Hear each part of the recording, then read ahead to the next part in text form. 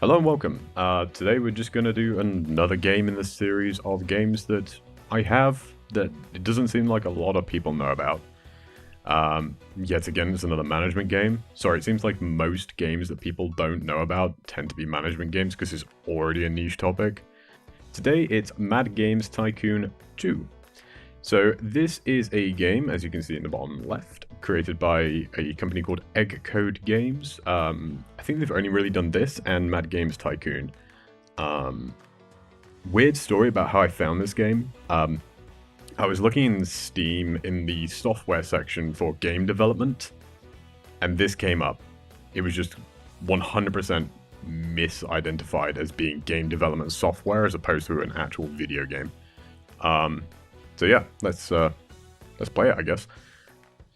I'm just gonna make a company real quick. So you've got a bunch of different settings you can change. You can choose your headquarters, what your specialized genre is. As you can see, there's bonus to having a specialized genre. I tend to pick role-playing games because later on in the game you can make MMOs, and role-playing game MMOs just tend to be typically the best. So we'll just do this. We'll leave everything as standard because what we're going to do is actually let's change the. So these are all new. It used to only have Industrial Park. I've played through a bit on Abandoned Bunker, and we'll skip to that playthrough later. So I'm just going to pick one at random. Let's go for the Palm Beach Resort, I guess. You can obviously change all these kind of settings, how fast the game is, the number of competitors, the development time, either standard or realistic, and obviously the level of difficulty. And the starting year, so you can start in the future if you'd like, or you can start right back in 1976.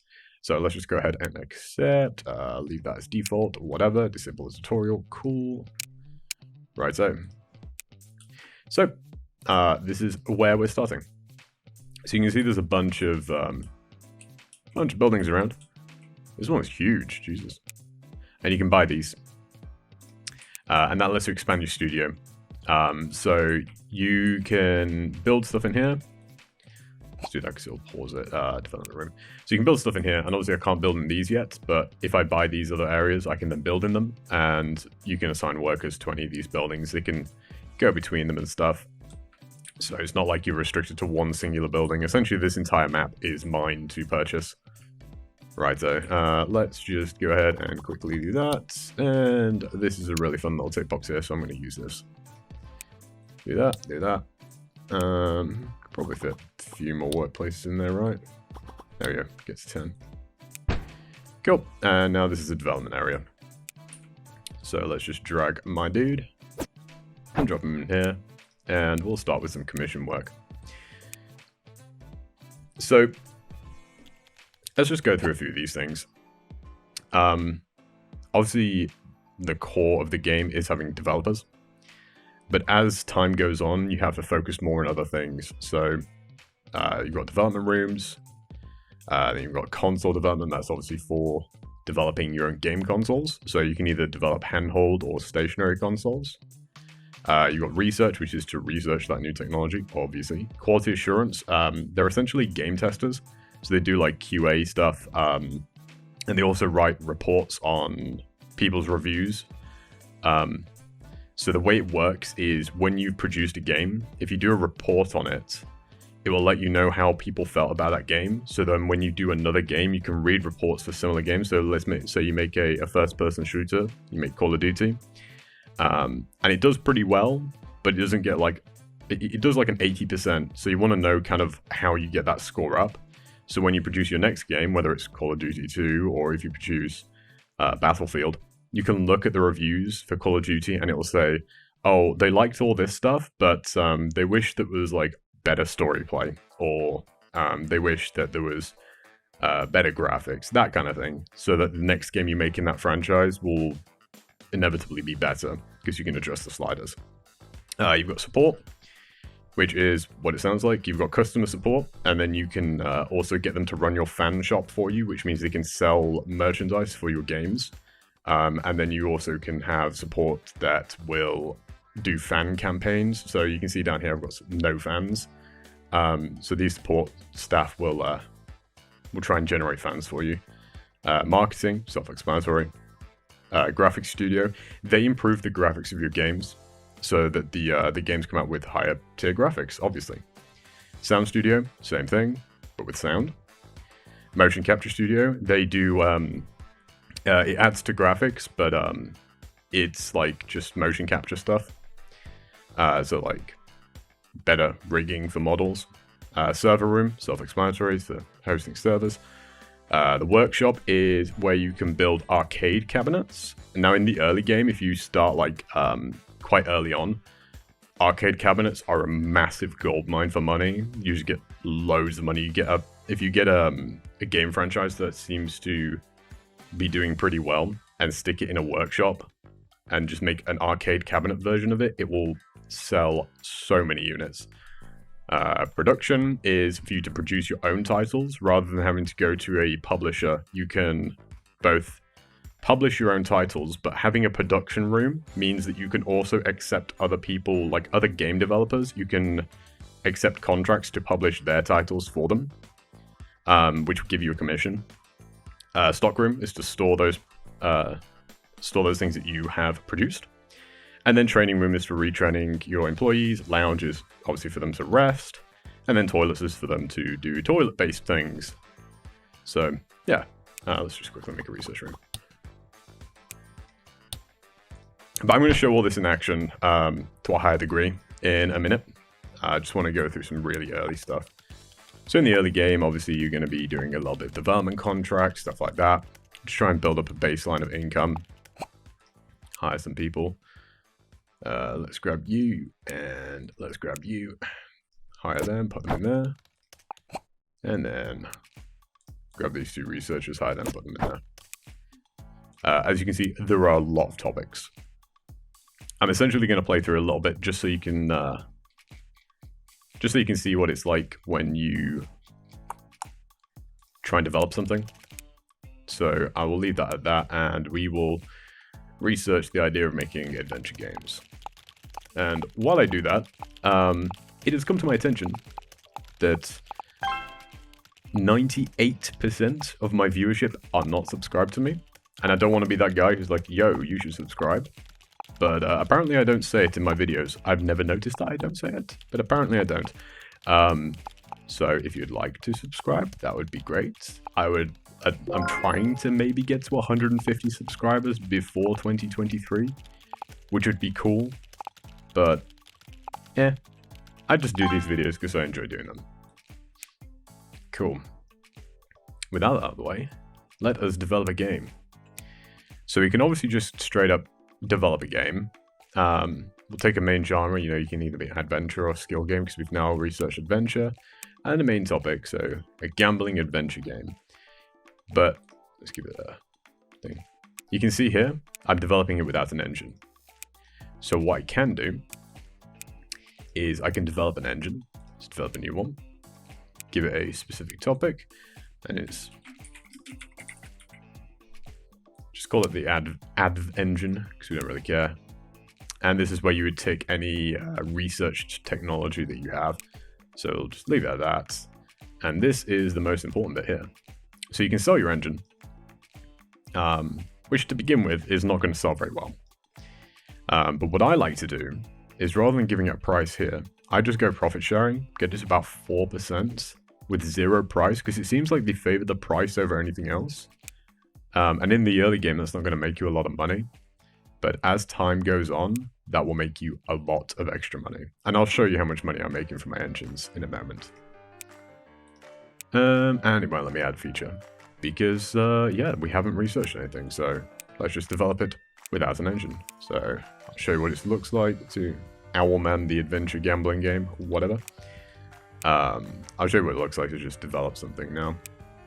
And then we'll move on to my later gameplay. So you just you can adjust like the game length. So adventure games just give you a little bit of a tooltip. No excessive violence. No to the gameplay. Okay, so let's drop the violence. So it's make it a 6. Make it more towards casual gamers. Make it a little bit easy. It's more about the gameplay. We don't really care about the graphics as much or the sound. Technical can go up and just put more gameplay in there. Give it some length and depth. Make it relatively okay here. Let's give it that and drop that and put that there. Okay, cool. And give it controller and keyboard support. And let's do that. So they'll work away trying to develop that game for me. I'm very conscious about how long this video is going to be, so I don't want it to be too long, so I'm just going to fast forward on here.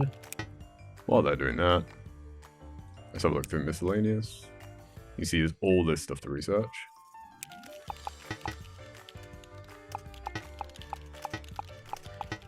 Do.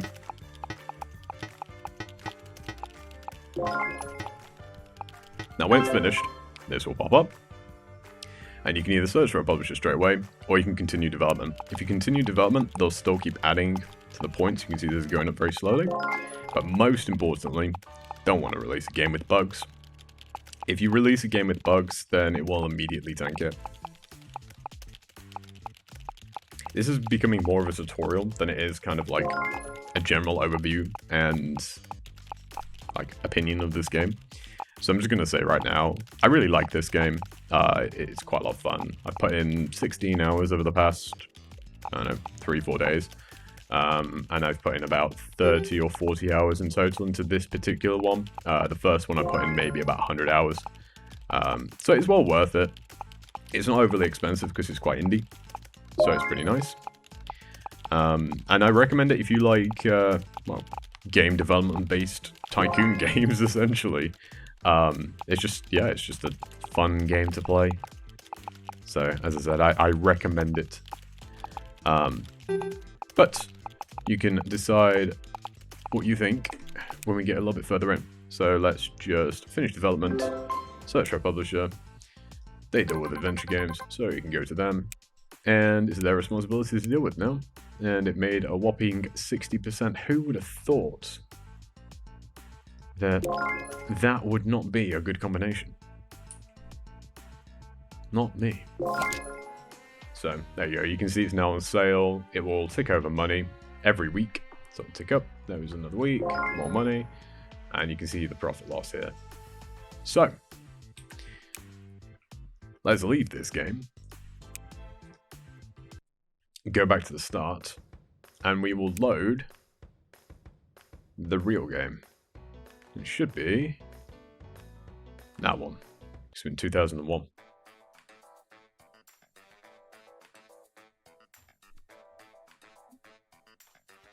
We're getting there.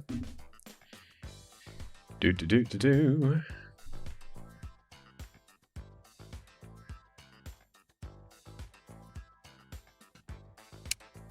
There we go. As you can see, I'm on the bunker map instead. And, yeah, it's a little bit more complex.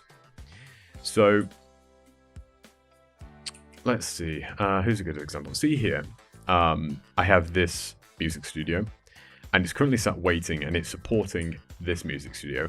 So what you can do when you have multiple of the same thing is you can click on it and say, okay, I want you to support this here, or there's another one over here.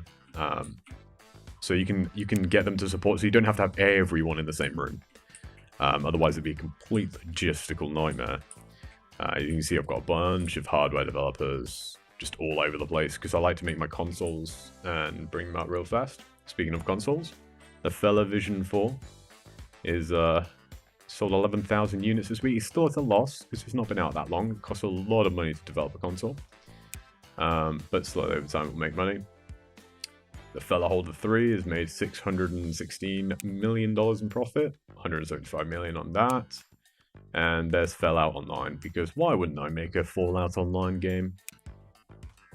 That's a game that I've published from one of my developers that I own, and more games I've published from a developer, and oh yeah, Call of Duty 2, I remember that I published that last night.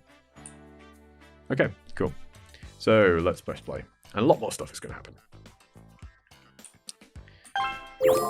Oh, we need to produce more of this, so it'll flash red at me when it's run out of stock, so all I need to do is just go boop, and That's probably produced, no, it's making 48,000 units a week, so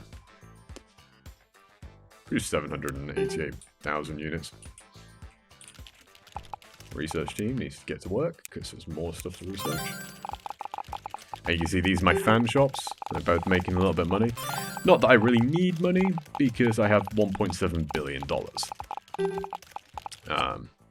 So if I go into finances, should be able to see my annual balance. There we go.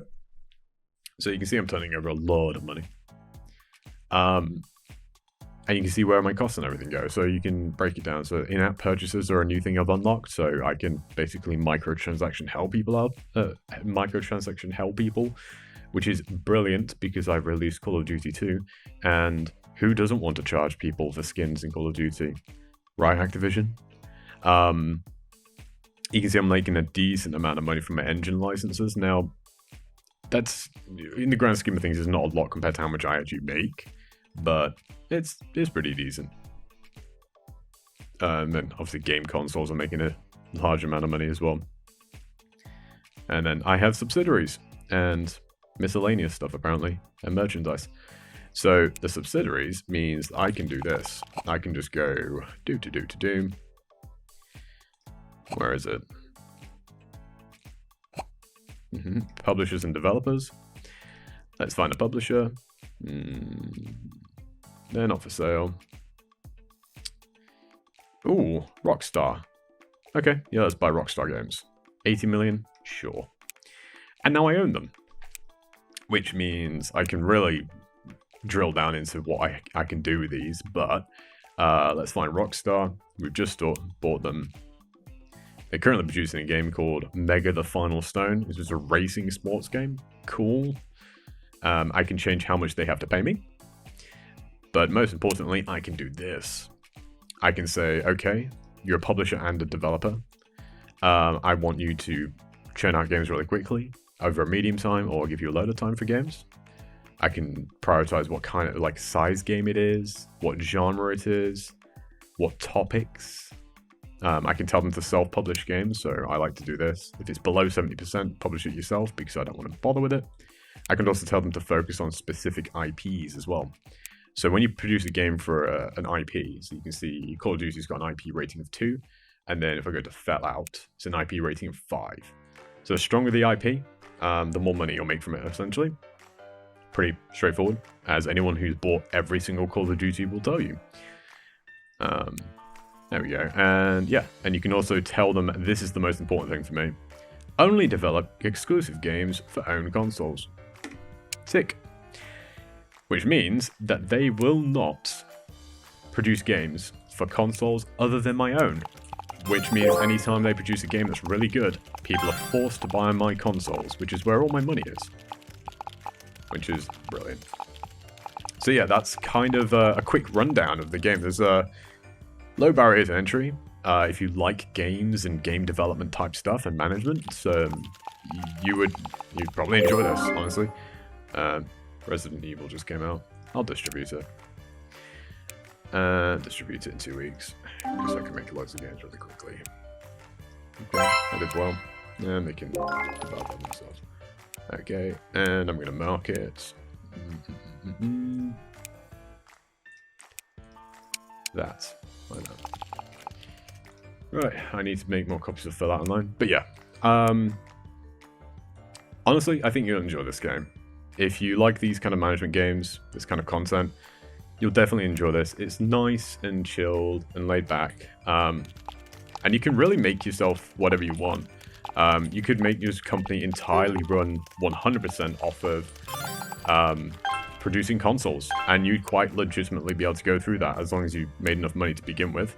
You just need to make some seed money beforehand, research console stuff, and then just, yeah, produce consoles. And you could make all your money that way. Or you could become just purely a publisher. Because I've got the production here.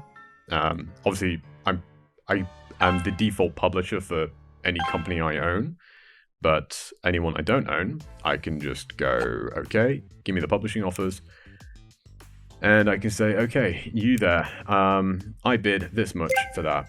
And then they'll negotiate with me. Rinse, repeat. and you can basically get publishing rights for games. So yeah, that's about it. I don't want to go too long, so I'll leave you at that and just say thank you for watching. If you enjoyed this video, maybe subscribe.